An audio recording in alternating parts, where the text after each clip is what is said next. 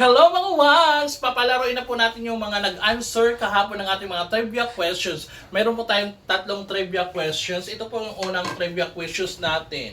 Sa bahay kubo, anong gulay ang nababanggit pagkatapos ng singkamas? So ang tamang sagot po doon is talong. So ang maglalaro po is si Rosaline Manzanero. Ang kanyang number is 212 and 390. Okay, 212, 390. Tsaka ito. 212 and 390.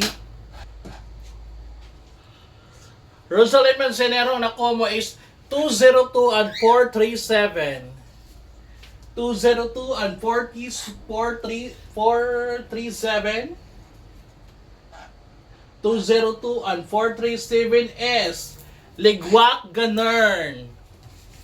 Okay mga wangs, let's proceed to our two trivia questions. What do you call the study of weather, climate, and the atmosphere? So ang tamang sagot po dun is meteorology. So ang maglalaro po dun is si James Manuzo Rosales. Ang kanyang number is 222 and 555.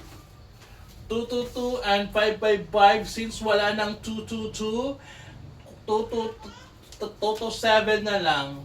And wala na ding 555, 551 na lang.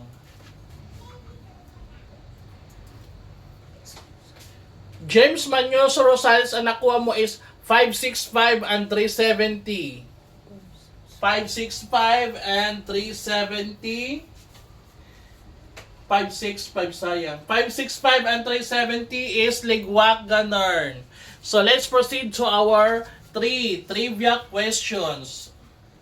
Okay, ang ating trivia questions is, what are the three layer of the earth? So ang tamang sagot po is crust, mantle, and core. So ang maglalaro po is si Marky Ancheta. Ang kanyang number is 134 and 222. 134 to. Since wala nang 222, 235 na lang.